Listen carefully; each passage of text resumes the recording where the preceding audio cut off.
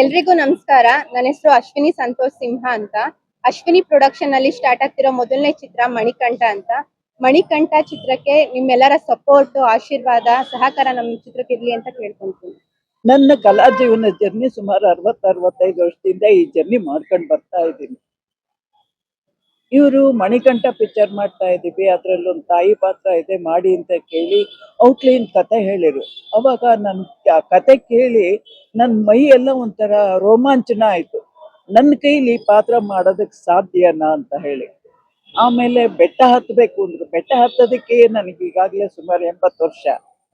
ಹತ್ತೋದಕ್ಕಾಗ್ತಾ ಇಲ್ಲ ಅಂತ ಹೇಳ್ಬಿಟ್ಟು ಅನ್ನೋದಕ್ಕೆ, ಇಲ್ಲಮ್ಮ ನಾವು ಕರ್ಕೊಂಡು ಹೋಗ್ತೀವಿ ಬನ್ನಿ ಇದ್ರು. ಆ ಧೈರ್ಯದ ಮೇಲೆ ನಾನು ಈ ಪಾತ್ರನ ಒಪ್ಕೊಂಡಿದ್ದೀನಿ. ನನಗೆ ಏನ್ ಮಾತಾಡ್ಬೇಕು ಅಂತ ಗೊತ್ತಾಗ್ತಾ ಇಲ್ಲ. ಸಾರ್ವಜನಿಕರಿಗೋಸ್ಕರ ಮಾಡ್ತಾ ಇದೀವಿ ಇದು ಅಂತ ಹೇಳಿ ಅವ್ರನ್ನ ಆಯ್ತು ಸರಿ ಅಂತ ಅವರು ನಮ್ಗೆ ಆಗಿನ ಕಾಲದಲ್ಲಿ ಆವಾಗ ಮೇಯರ್ ಹುಚ್ಚಪ್ಪ ಮೇಯರ್ ಆಗಿದ್ರು. ಅವರು ನಮಗೆ ಸಹಕಾರ ಕೊಟ್ಟರು. ಅದೆಲ್ಲ ಸೇರ್ಕೊಂಡು ನಾವು ಈ ಅಭಿವೃದ್ಧಿ ಕಾರ್ಯ ಮಾಡ್ಕೊಂಡ್ ಬರ್ತಾ ಇದ್ದೀವಿ ಇಲ್ಲಿವರೆಗೂ. ಈಗ ಪ್ರತಿ ವರ್ಷ ನಮಗೆ ಒಂದು 10,000 ಇರುಮುಡಿ ಹೋಗುತ್ತೆ ಇಲ್ಲಿಂದ, ನಮ್ಮ ಮಹಾಲಕ್ಷ್ಮಿ ಲೇಔಟ್ ದೇವಸ್ಥಾನದಿಂದ.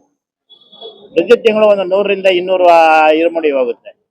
ಹಂಗಾಗಿ ಇಲ್ಲಿ ನಮ್ಮಲ್ಲಿ ನಮಗೆ ಸಾಕಷ್ಟು ಇದ್ರ ಬಗ್ಗೆ ಅನುಭವ ಇದೆ. 50 ವರ್ಷದಿಂದ ನಾನು ಶಬರಿಮಲೆ ಯಾತ್ರೆ ಹೋಗಿದ್ದೀನಿ.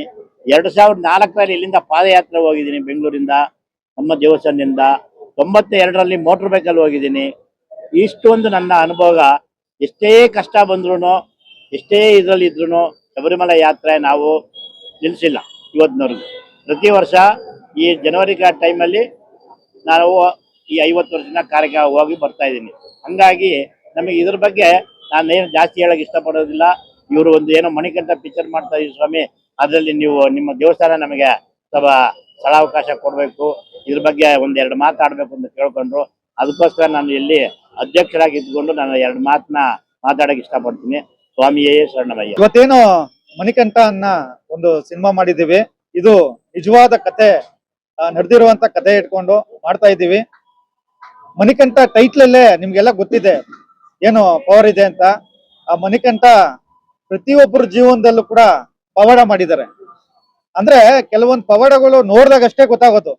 ನಾವು ಹುಡುಕ್ತಾ ಹೋದ್ರೆ ಆ ಪವಾಡ ಮುಗಿಯೋದೇ ಇಲ್ಲ. ಏನ್ ನಾವು ನಿಜವಾದ ಕತೆ ಮಾಡ್ತಾ ಇದ್ದೀವಿ. ಇದರಲ್ಲಿ ನಾನು ನನ್ನ ಡೈರೆಕ್ಷನ್ ಕೂಡ ಮಾಡ್ತಾ ಇದ್ದೀನಿ, ಜೊತೆಗೆ ನಾಯಕ ನಟನಾಗಿ ಮಾಡ್ತಾ ಇದ್ದೀನಿ.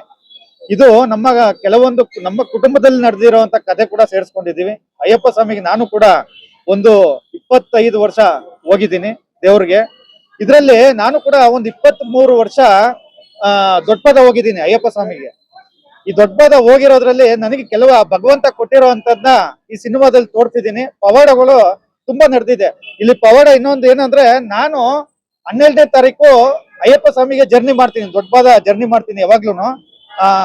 ನನ್ನ ಅದೇ ತಿಂಗಳು ಅದೇ ಡೇಟ್ಗೆನೆ ನಮ್ಮ ಮಗನ ಹುಟ್ಟಿರೋದು ಇಲ್ಲಿ. ಸೊ ಈ ತರ ಕೆಲವೊಂದು ಪವಾಡಗಳು ನಡೆದಿದೆ. ನಾನು ಸಿನಿಮಾ ಮಾಡ್ತಾ ಇದ್ದೀನಿ, ಡೈರೆಕ್ಷನ್ ಮಾಡ್ತಾ ಇದ್ದೀನಿ.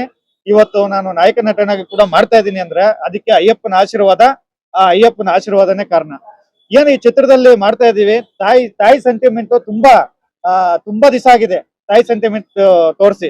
ಇದ್ರಲ್ಲಿ ನಾವು ಅಯ್ಯಪ್ಪ ಸ್ವಾಮಿ ಚಿತ್ರದಲ್ಲಿ ತಾಯಿ ಪಾತ್ರ ಇಲ್ಲಿ ಮಾಡ್ತಾ ಇದ್ದಾರೆ, ಜೀವ ತುಂಬ್ತಾ ಇದ್ದಾರೆ. ತುಂಬಾ ಪವರ್ಫುಲ್ ಆಗಿ ತಾಯಿ ಸೆಂಟಿಮೆಂಟ್ ಕೂಡ ತೋರಿಸ್ತಾ ಇದೀವಿ.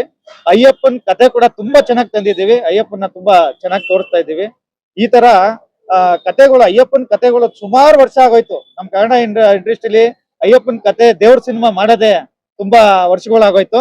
ನಾವು ಜನರು ಅಯ್ಯಪ್ಪ ಸ್ವಾಮಿ ಭಕ್ತರು ಎಷ್ಟು ಜನ ಇದ್ದಾರೆ, ಪ್ರತಿ ಒಬ್ಬರು ಕೂಡ ನಮ್ಗೆ ಈ ಮಣಿಕಂಠನ್ಗೆ ಸಿನಿಮಾಗೆ ಆಶೀರ್ವಾದ ನೀವು ಮಾಡಿದ್ರೆ ವರ್ಷ ಕೂಡ ನಾವು ಇದೇ ತರ ಮಣಿಕಂಠ ಸಿನಿಮಾ, ಅಯ್ಯಪ್ಪನ ಸಿನಿಮಾ ಮಾಡ್ತಾ ಇರ್ತೀವಿ.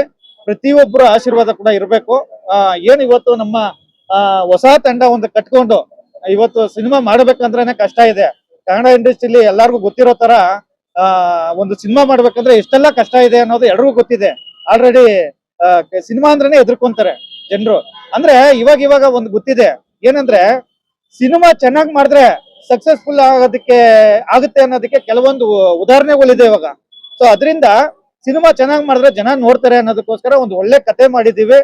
ಪ್ರತಿಯೊಬ್ರು ಕೂಡ ಅಯ್ಯಪ್ಪನ ಭಕ್ತಾದಿಗಳು ಯಾರ್ಯಾರು ಇದ್ದೀರಾ ಎಲ್ರು ಕೂಡ ಆಶೀರ್ವಾದ ಮಾಡಿ ಈ ಸಿನಿಮಾನ, ಮಣಿಕಂಠ ಸಿನಿಮಾನ ಗೆಲ್ಲಿಸ್ಬೇಕು. ನಿಮ್ಮ ಆಶೀರ್ವಾದ, ಪ್ರತಿಯೊಬ್ಬರ ಆಶೀರ್ವಾದ ಕೂಡ ಇರಬೇಕು ಅಂತ ನಾನು ಕೇಳ್ಕೊಂತ ಇದ್ದೀನಿ.